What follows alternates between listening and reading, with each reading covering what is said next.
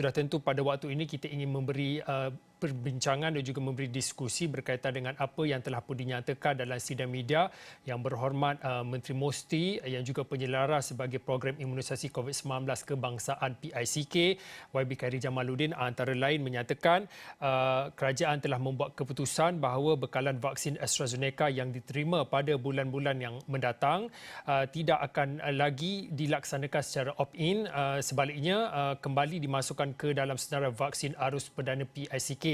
Jadi untuk berbincang dan juga berkongsi pandangannya pada ketika ini bersama secara dalam talian adalah Profesor Dato' Dr. Syed Muhammad Al-Junaid Syed Al-Junaid. Prof adalah pakar perubatan kesihatan awam. Prof, mungkin sebagai permulaannya daripada perkabaran yang diumumkan oleh YBKJ ini berkaitan dengan vaksin AstraZeneca yang selepas ini akan dimasukkan dalam senarai pemberian vaksin arus perdana. Prof. Baik, terima kasih. Jadi komen saya daripada tindakan ini, pendapat saya, pertama sekali kita mengucapkan ribuan terima kasihlah kepada kerajaan, terutama sekali YB Khairy yang mengambil tindakan segera untuk cuba menyelesaikan masalah yang dihadapi dari mereka yang opt-in untuk mendapatkan vaksin AstraZeneca. Tapi yang saya khawatir adalah pertama sekali walaupun tindakan ini ada kebaikannya di mana kita menggabungkan apa yang ada dengan satu yang telah pun ada menjadi satu channel. Tetapi yang saya khawatirkan adalah apakah tindakan ini dilakukan telah pun dipikir dengan masak-masak kerana kita tidak mahu lagi apa yang berlaku adalah apabila kita ada cuma satu channel saja, channel yang ada sekarang juga daripada peak itu juga akan jadi jam di mana orang masuk semua untuk mendaftar. Jadi harus dipikirkan. Yang keduanya peak ini saya dipahamkan akan dikendalikan oleh Protect Health. Protect Health ini sebuah syarikat yang baru dibentuk dan mereka tidak mempunyai pengalaman dalam menguruskan vaksin dan juga imunisasi. Jadi kita harus lihat apakah mereka boleh mengendalikan program yang begitu besar ini dengan sebaik mungkin. Walaupun tindakan tadi dilakukan untuk mengurangkan masalah yang kita hadapi, saya takut kita akan timbul masalah yang lebih besar lagi. Yang penting harus dipikirkan adalah bagaimana kita memberikan akses yang mudah kepada masyarakat yang mahu menerima vaksin tersebut. Dan daripada laporan-laporan yang kita dapati bahawa sistem pendaftaran yang menggunakan IT yang ada sekarang ini tidak boleh menampung bilangan mereka yang ingin untuk mendaftar dan sistem ini masih lagi mempunyai masalah dari segi dikendalikan. Saya heran kerana Malaysia mempunyai banyak pakar-pakar IT yang membangunkan aplikasi dan sebagainya, mengapa tidak boleh kita menggunakan kepakaran ini sebaik mungkin untuk membangunkan apps dan juga software yang boleh mengendalikan masalah-masalah untuk mendapatkan akses. Ini perlu kita fikirkan. Jangan nanti apabila kita cuba menyelesaikan satu masalah, timbul 2-3 masalah lain pula. Jadi itu harus kita fikirkan dengan berhati-hati dan kedua-dua entiti ini, Mosti dan juga Kementerian Kesihatan harus bekerjasama. Kalau kedua-duanya agak macam competing antara satu sama lain, maka tidak akan menyelesaikan masalah daripada masyarakat yang dihadapi oleh masyarakat dengan bilangan kes COVID yang meningkat begitu memuncak sekarang. Kita amat-amat berharapkan bahawa program imunisasi ini dapat dilakukan dengan secepat mungkin bagi mencapai tahap imuniti kelompok yang mungkin kita ambil masa yang panjang untuk mencapai tahap tersebut. Prof, daripada apa yang Prof kongsikan sebentar tadi, kita melihat kepada dua aspek. Yang pertamanya berkaitan dengan pendaftaran dan juga yang selepas berdaftar sudah tentu kita melihat kepada pengambilan vaksin itu. Ramai pakar yang meluahkan dan juga berkongsi pandangan supaya pendaftaran dan juga proses untuk mengambil vaksin itu perlu dipermudahkan lagi. Sebagai seorang pakar perubatan kesihatan awam, kalau kita ambil contoh iktibar daripada luar negara, paling dekatlah contohnya di Indonesia, secara walk-in, secara maknanya tidak perlu sistem pendaftaran yang begitu kompleks perlu dilakukan untuk menggalakkan orang ramai untuk ambil vaksin. Daripada segi sebagai seorang pakar perubatan kesihatan awam, mungkin Prof boleh kongsikan sedikit pandangan bagaimana boleh kita permudahkan lagi proses yang pertama pendaftaran, kemudian untuk pengambilan vaksin itu sendiri, Prof. Ya, 3-4 bulan dulu pun saya telah memberi cadangan yang sama supaya kita harus lakukan supaya mereka boleh datang secara walk-in saja kepada klinik-klinik kesihatan dan juga pusat-pusat kesihatan.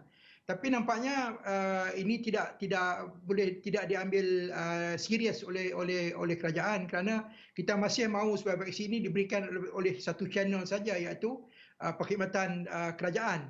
Sekarang dibuka kepada perkhidmatan swasta, klinik swasta, tapi bekalan tidak diedarkan dengan sebaik mungkin, dengan sebanyak yang mungkin. Jadi memang kalau kita ingin melakukan itu, harus kita benarkan bahawa masyarakat walk in kepada mana-mana klinik dan mereka dapat diberikan vaksin. Ini yang terbaik sekali. Kita lihat di China misalnya, saya dipahamkan mereka menyediakan bas-bas di mana sesiapa saja boleh menaiki bas tersebut akan membawa mereka ke pusat-pusat di mana diberikan vaksin. Ini harus dipermudahkan, jangan terlalu terbawa-bawa dengan menggunakan apps yang tidak memberikan banyak fleksibiliti kepada pengguna. Saya dipahamkan bahawa ramai yang cuba mendaftar, tetapi sistem tersebut ternyata jam, tidak boleh digunakan. Ini merupakan masalah besar yang harus kita fikirkan supaya lebih mudah akses kepada vaksin ini, supaya dapat ahli masyarakat yang ingin mendapatkan vaksin tadi dilakukan. Jangan menyelesaikan masalah dengan satu kaedah yang menimbulkan masalah yang lain pula. Prof, dalam sidang media YBKJ juga memaklumkan berkaitan dengan tempahan penambahan bekalan vaksin, antaranya Pfizer yang dilaporkan penambahan bekalan sehingga lebih pada 12 juta. Begitu juga dengan Sinovac yang dimaklumkan Pharmaniaga telah memaklumkan bahawa kesemua tempahan 12 juta dos akan dihantar sepenuhnya pada bulan Jun dan juga Julai, yang merangkumi lebih pada 5 juta dos untuk fill and finish. Juga bagi dimaklumkan juga tentang update ataupun kemaskini bagi penghantaran ataupun bekalan vaksin AstraZeneca.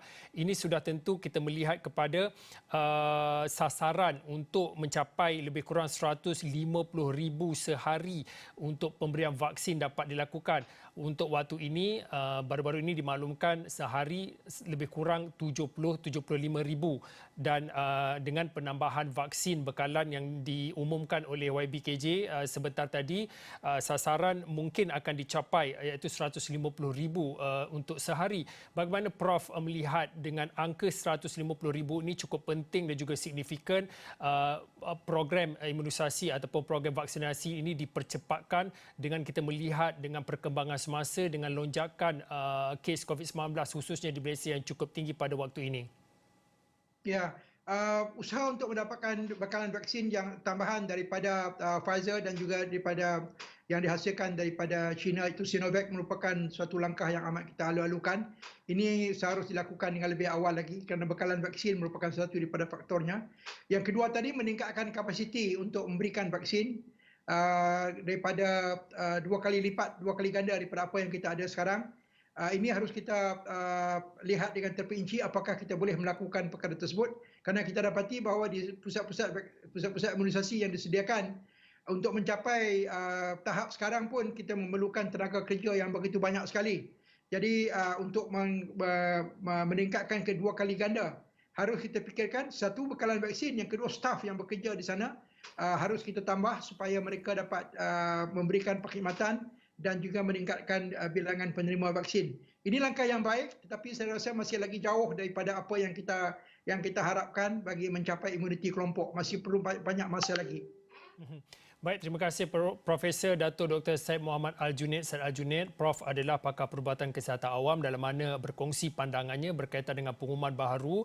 Ya, ini sudah tentu merujuk kepada keputusan kerajaan untuk memasukkan vaksin AstraZeneca dalam senarai bekalan vaksin arus perdana di bawah program imunisasi COVID-19 kebangsaan PICK, dan kemudiannya Prof juga berkongsi pandangan khususnya berkaitan dengan sasaran untuk percepatkan program vaksin ataupun program imunisasi dengan sasaran 150,000 sehari menjelang Jun.